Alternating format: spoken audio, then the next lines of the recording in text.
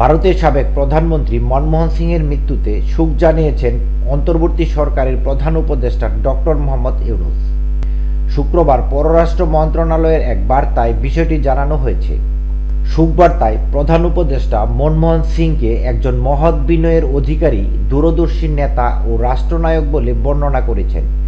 তিনি বলেন, ভারতের জনগণের কল্যাণ নিশ্চিত করতে অটল প্রতিশ্রুতির জন্য খ্যাত ছিলেন তিনি।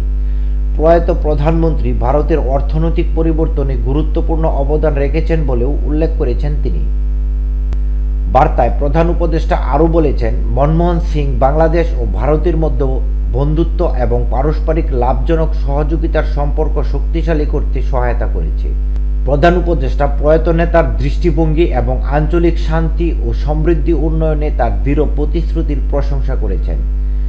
বৃহস্পতিবার দিল্লির all India institute of medical সায়েন্সের হাসপাতালে শেষ নিঃশ্বাস ত্যাগ করেন এই রাজনীতিবিদ।